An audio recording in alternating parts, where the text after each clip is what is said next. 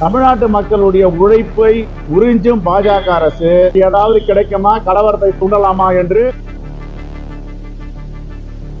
இதை விட்டுட்டு எல்லாம் பயம் காட்டுறாங்க. அப்படின்னா யார் பயம் காட்டுற? நீங்க தான் பயம் காட்டுறீங்க. சங்கி அணிகள் காத்து கொண்டு இருக்கின்றன. தலைவர் எடப்பாடி பழனிசாமி அவர்களுக்கு புரிதல் இல்லையா, இல்ல புரிஞ்சுட்டு இப்படி பேசுறாரான்னு தெரியல. நாங்க திசை திருப்பல் ரொம்ப தெளிவா சொல்றோம், உடனே நடத்துங்க.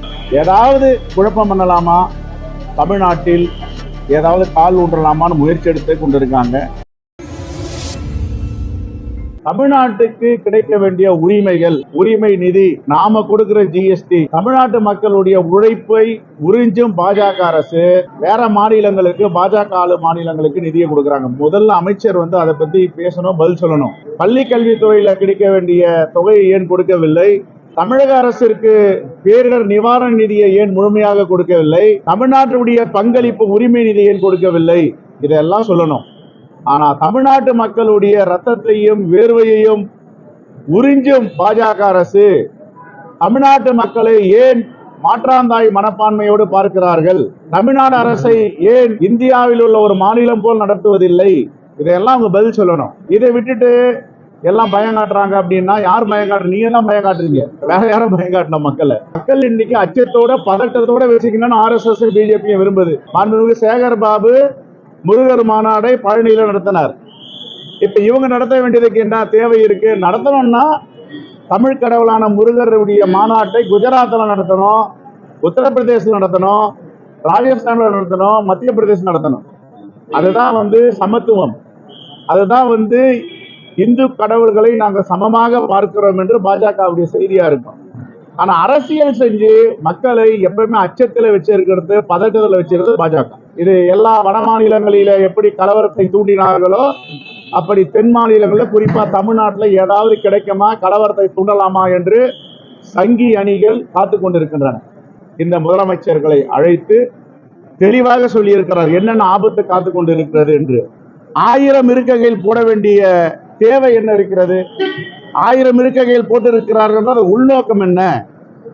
இதெல்லாம் எடப்பாடி பழனிசாமி அவர்களுக்கும் தெரியல. முதலமைச்சராக இருந்தவர் வராததை வருகிறது என்று பூச்சாண்டி காட்டுகிறார் என்று சொல்றாரு எடப்பாடி பழனிசாமி அவர்கள். நான் கேட்கிறேன், 1000 இருக்கைகள் எதுக்கு போட்டிருக்காங்க?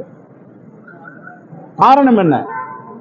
1000 நாடாளுமன்ற உறுப்பினர்களை உருவாக்க வேண்டும்.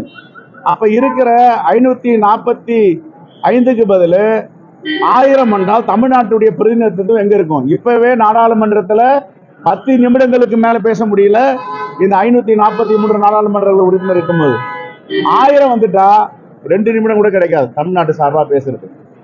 இதெல்லாம் மாண்புமிகு எதிர்கட்சி தலைவர் எடப்பாடி பழனிசாமி அவர்களுக்கு புரிதல் இல்லையா, இல்ல புரிஞ்சுட்டு இப்படி பேசுறாரான்னு தெரியல. பாஜக அப்படிதான் பேசுவாங்க. அவருடைய வேலை திட்டமே இதுதான், மக்களை திசை திருப்பது, மக்களுக்கு உண்மைக்கு புறமான செய்தியை கொடுப்பது. நாங்க தெளிவா சொல்றோம், இந்த மறுசீரமைப்பு என்பது பாஜக திட்டமிட்டது போல் நடந்தால் தமிழ்நாட்டு பிரதிநிதித்துவம் இல்லாமல் போய்விடும், தென்னிந்தியா பாதிக்கப்படும், வட மாநிலங்களில் உள்ள நாடாளுமன்ற உறுப்பினர்களை தீர்மானித்து விடுவார்கள். இதுதான் எங்களுடைய பார்வை. நாங்க திசை திருப்பல் ரொம்ப தெளிவா சொல்றோம், உடனே நடத்துங்க. நீங்கள் நடத்துவதற்கு எந்தவித அதிகாரமும் உங்களுக்கு இல்ல. இது ஒன்றிய அரசு தான் நடத்தணும், யூனியன் கவர்மெண்ட் தான் நடத்தணும்னு சொல்லிட்டாங்க. அப்புறம் எப்படி மாநில அரசு நடத்த முடியும்? மாநில அரசு நடத்தலாம், என்ன நடத்தலாம்? சர்வே நடத்தலாம், சென்சஸ் நடத்த முடியாது. ஏதாவது குழப்பம் பண்ணலாமா, தமிழ்நாட்டில் ஏதாவது கால் ஊன்றலாமான்னு முயற்சி எடுத்து கொண்டிருக்காங்க. தமிழ்நாட்டில் பாஜகவுடைய எந்தவித திட்டங்களும் நிறைவேறாது. அவர்களை தமிழ்நாட்டு மக்கள் எப்படி பார்க்கிறார்கள் என்பது எல்லோருக்கும் தெரியும். ஒருபோதும் பாஜகவுக்கும் RSSக்கும் தமிழ் மண்ணில் இடமில்லை. சண்டையை போடல, யாருமே சண்டை போடல. எங்களுடைய உரிமையை கேட்கணும். உரிமையை கேட்கறது சண்டையா? இப்ப நீங்க கேள்வி கேட்கறீங்கன்னா சண்டையா போடுறீங்க, கேள்வி கேட்கறீங்க, பதில் சொல்றேன். எங்களுடைய உரிமை தொகையை கொடுங்க, அதையும் விடுவிக்க மாட்டேன்றீங்க.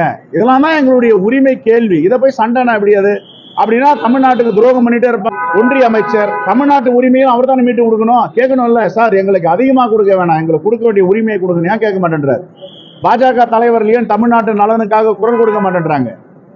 இதுதான் பாஜகவுக்கு மற்ற கட்சிகள் உள்ள வித்தியாசம்.